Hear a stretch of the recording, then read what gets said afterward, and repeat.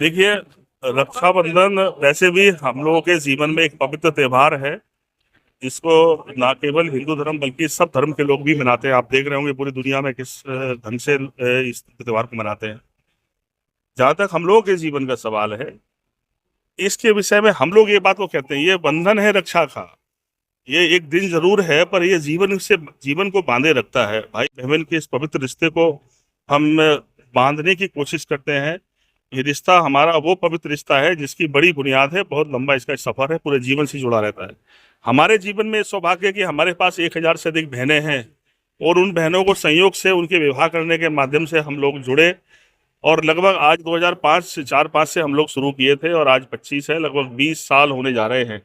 जिनकी पहली बार शादियां की थी, उनके बच्चे बड़े हो रहे हैं, और हम लोग लगभग 20 वर्षों से अपने इस रिश्ते को निभा रहे हैं। इसमें हर वर्ग की हमारी बहनें हैं, कोई ऐसी जाति नहीं है, ऐसा वर्ग भी नहीं है। मुस्लिम बहनें भी हमारी है, उनका निकाह भी हम लोगों ने कराया। वही हम लोगों ने हिंदू धर्म में कोई एक बिरादरी नहीं है जिसमें मेरी बहनें ना हो। अब सैकड़ों की संख्या में है।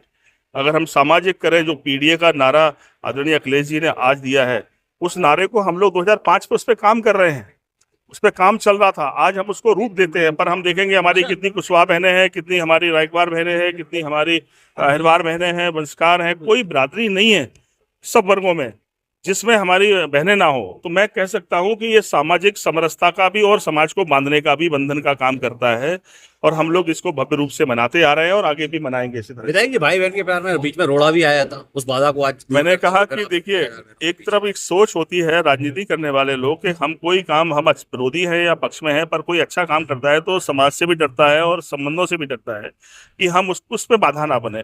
पर मैं देख रहा हूँ 2 बार से मुझे परमिशन ही नहीं मिल रही है। अभी भी मैंने परमिशन डाली, मोड में अप्लाइड है, 10-12 दिन हो रहे हैं, कोई अब जवाब नहीं है किसी के पास। तब मजबूर होकर हम लोगों ने विवाह कर चुना कि इसके एक ऐसा स्पेस जहां पर तो कोई अनुमति की आवश्यकता नहीं है और हम अब लोग इस कार्यक्रम कर सकते हैं, इसलिए हम लोगों ने ये जगह चुनी है। मैं चाहता हूं कि इस स्तर पे राजनीति तो ना करें लोग। अरे आप भी करो, उससे भव्य करो, बढ़िया करो, और कुछ लोगों की परेशानी कम करेंगे। अगर हम परिवारों की बेटियों को अपना परिवार का हिस्सा बनाते हैं तो सामाजिक समरसता बढ़ेगी।